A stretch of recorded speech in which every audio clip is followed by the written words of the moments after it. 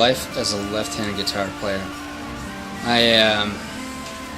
Just when I first started playing, it was hard to find guitars, and the longer I've played, the more they've sort of started showing up, and I've started to develop a bit of a collection. I started with my Stratocaster. It's an American Standard. This one I had custom built by Carvin Guitars out of California, and this is an electric 12-string, and this came from just sort of my obsession with bands like The Cure, The Mission, Love and Rockets, Bauhaus. The next guitar I picked up was this DeArmond. I just really love the sparkle finish. It's got the single coil pickups, it's got an amazing tone, and a look to it that's just very rock and roll. Next guitar is my Hagstrom. Hagstrom is a brand that was popular in the 90s, and they actually did violin finishes, and they've turned into quite the collector's items for the early punk guys. I've never been much of an acoustic guitar player, but as soon as I picked this one up, I started playing a lot more regularly on an acoustic. And this is just sort of my haul it around, beat it up, take it up to the mountains, the beach, wherever, and that way I've always got an axe with me. It's been a pretty decent guitar for basic songwriting. Love the auto harp sound. It's not a lefty. I don't even know if they make lefties. I'm planning to write some stuff specifically with that as a texture for Intra-Venus the Cosmonauts. And then I've also got my ukulele, which I picked up after a trip to Hawaii. The last guitar that I've got that I play mostly with Intra-Venus the Cosmonauts is this Schecter Flying V, which I have dubbed Scarlet.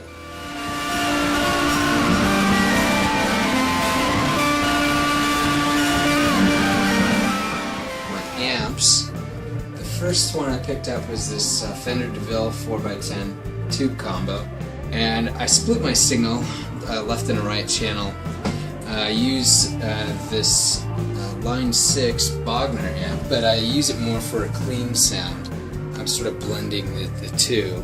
And then this is a 212, and this is the Fender's a 410. I like to do backup vocals more. That's when I'm comfortable.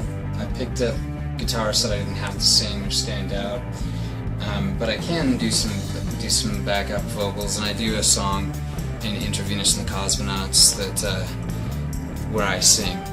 It's fun, but it's also sort of a skill to sing and play at the same time. Influences pretty wide range of bands: Pink Floyd, Doors, Velvet Underground, Beatles, Ride, Spiritualized, and Spaceman 3. So this is my pedal board. I use a pedal train. Lots of Boss pedals. The reason for that is they're cheap, they're readily available, and they're tanks. They last forever. If I want a really boutique-y sound, then I would invest in some more custom pedals. Starting with the first pedal here, I've got a line selector so I can run two guitars, and that just makes it easy to swap between each of the guitars I'm playing at any given time. Picked up the TC Electronics Polytune, which is a great tuner, and a really bright display. I liked it more than the Boss pedal, and they were roughly the same price range. I've got my Hyper Fuzz, just some great sounding fuzz. The pedal that stays on or gets the most use probably is this. It's a newer Boss feedback and boost pedal. This kind of helps with the amp sound to just sort of give me a little kick. Recently picked up this Morley volume and wah pedal. Get some good volume swells, and it's a decent wah pedal. I've been enjoying it so far. This is a piece of gear that I would upgrade if I was going to be in a serious studio situation. This is the Boss Super Shifter, similar to the Whammy. I have the pedal to get the whammy effects, and it it's been fun to play with. I go for a really spacey sound with that.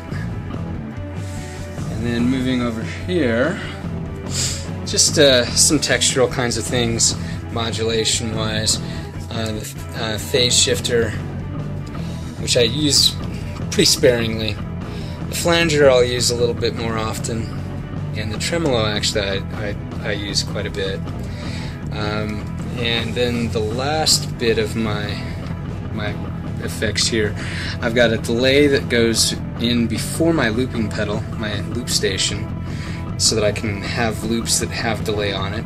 And then I have a delay after, and you might think that's overkill, but what I can do is modulate and get feedback and play with distortion time, or excuse me, delay times on this delay pedal that creates some really interesting sonic textures and sounds. And then I run the whole thing out in stereo, as I mentioned earlier, with one to each amp. I used a Chaos pad. Got the idea from Matt Bellamy from Muse. He of course has his built into his guitar. I don't have that luxury. Being a lefty, I'll use this for some texture. And then of course every guitarist I think should probably have an EBO. Great for adding endless sustain, getting really nice droney sounds, but you can do some really great melodic things as well. This has been probably the best $90 I ever spent.